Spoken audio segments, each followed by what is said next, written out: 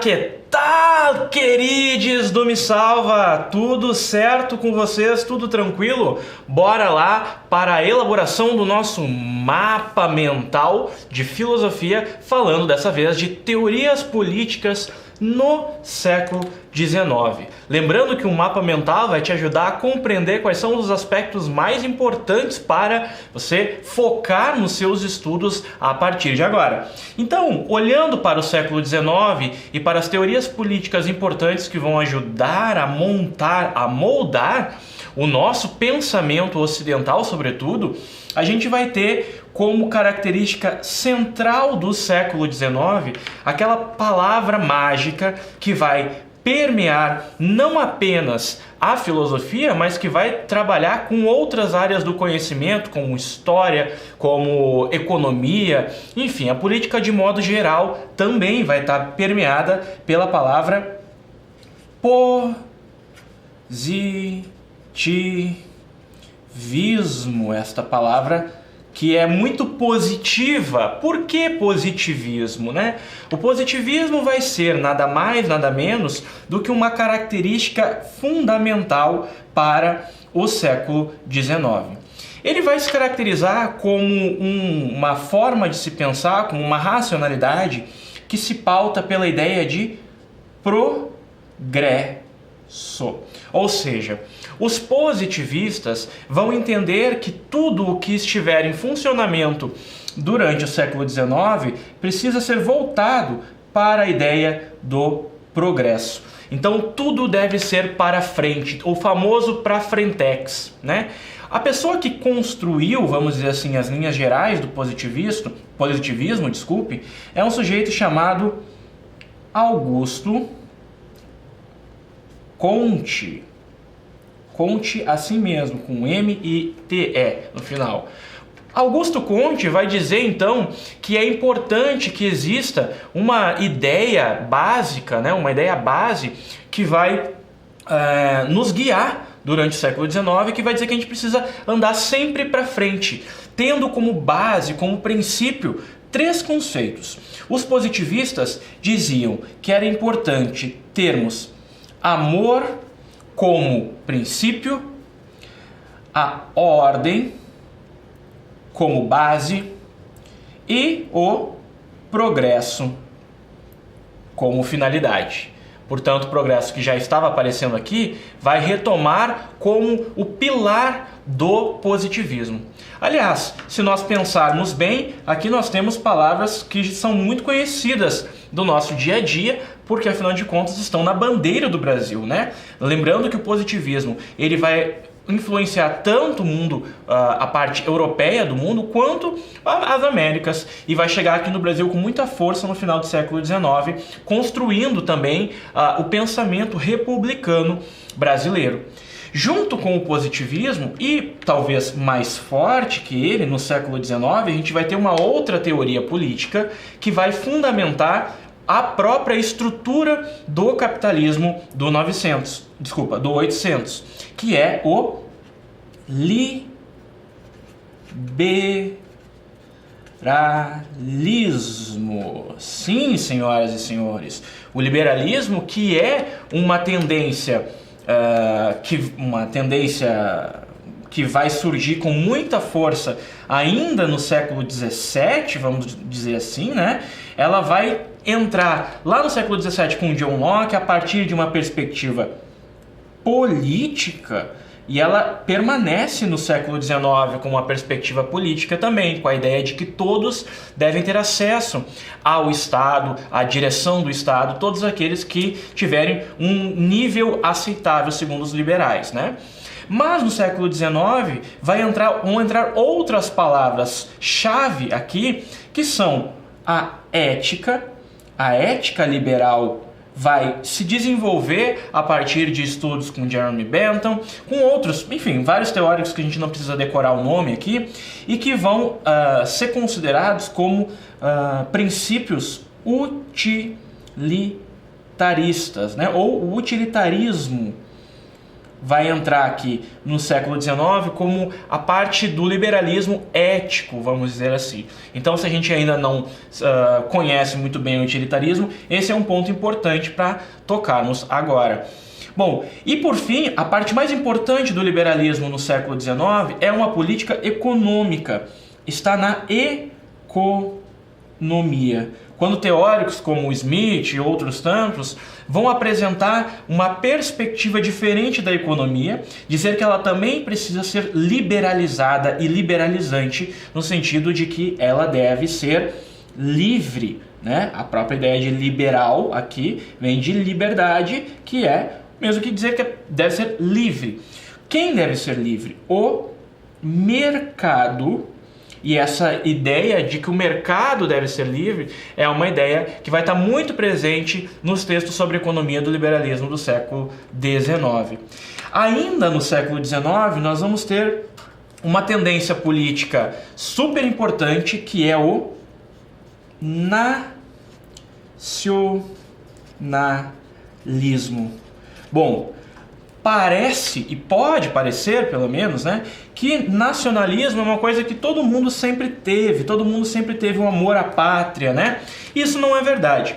O nacionalismo é basicamente um vínculo, vamos colocar dessa forma aqui então, um vínculo étnico, de etnia, né? Étnico, racial, por que não, né? Um étnico racial, que vai se dar de forma forçada, né? Ninguém nasce sendo patriota, nós nos tornamos patriotas. Ninguém nasce sendo nacionalista, nós nos tornamos assim, porque esse vínculo se dá com base em elaborações de identidade, vamos colocar aqui, né? Entre várias pessoas de uma mesma etnia, ou de uma mesma raça, ou etc e tal, né? Ou de uma mesma cultura, enfim, e que vai se dar aqui e que vai ajudar a formar a noção de que existe um único país, né?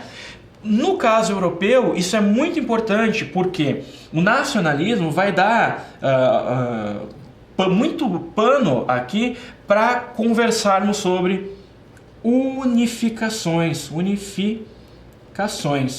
que vão acontecer principalmente, né, aquelas chamadas unificações tardias de Itália e Alemanha, e que vão dar um caráter extremamente nacionalista para esses novos países.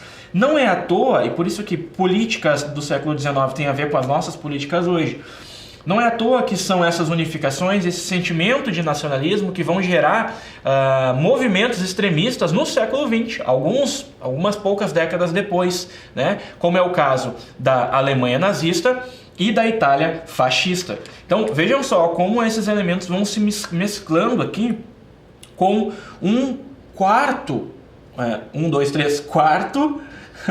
elemento aqui, que é importante para entender o século XIX, é importante para entender não só o século XIX, mas o nosso tempo também, que é o racismo.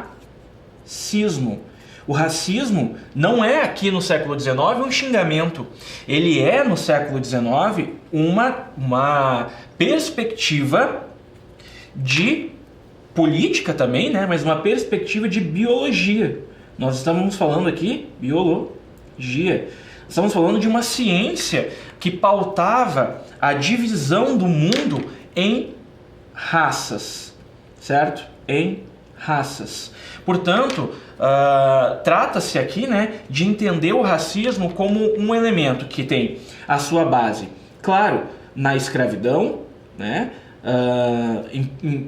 E vai começar ali, né, nos processos de escravização, na distinção entre aqueles que têm alma e que não têm alma, e portanto os negros são aqueles que não têm, segundo o pensamento cristão da época.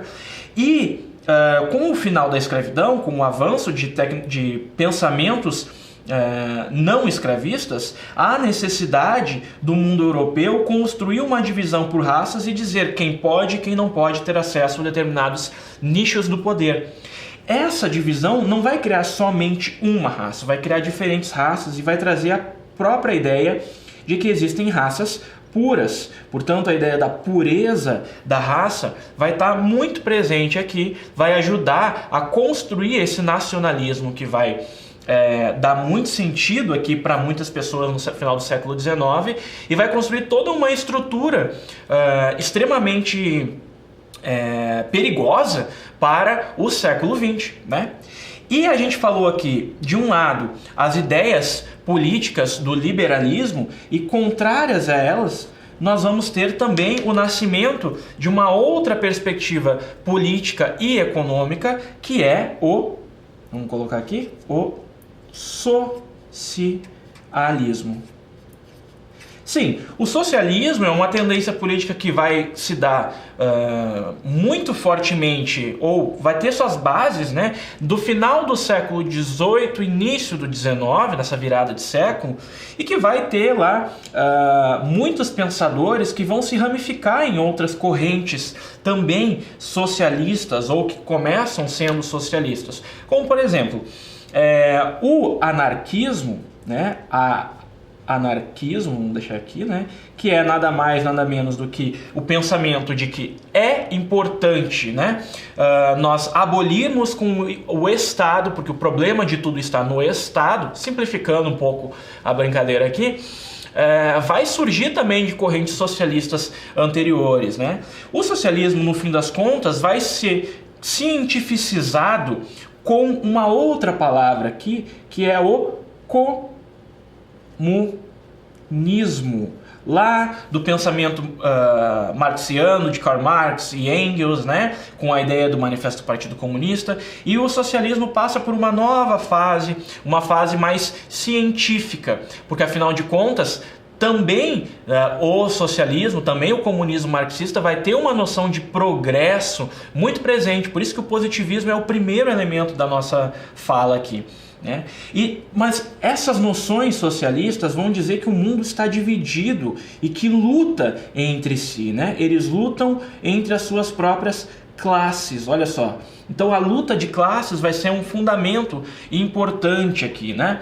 Então é importante a gente dividir esse socialismo entre duas grandes vertentes aqui. O socialismo utópico, que é basicamente aquele socialismo que vem antes do pensamento marxiano, que vem antes das ideias de fato ali do grosso do século XIX, e aquele pensamento que é chamado de pensamento científico,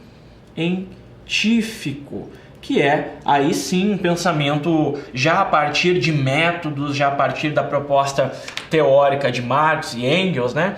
E dessa forma nós finalizamos o nosso mapa mental olhando para os 5 pontos centrais das teorias políticas do século XIX, que por mais que estejam sendo construídas no século XIX, elas fazem parte do nosso dia a dia ainda hoje. O positivismo talvez um pouco menos, mas ele ainda assim tem as suas bases na nossa bandeira e na nossa proposta de república brasileira. O liberalismo, nacionalismo, racismo e socialismo, bem ou mal, esses elementos ainda constituem uma parte importante da nossa vida política. É isso, até a próxima, valeu!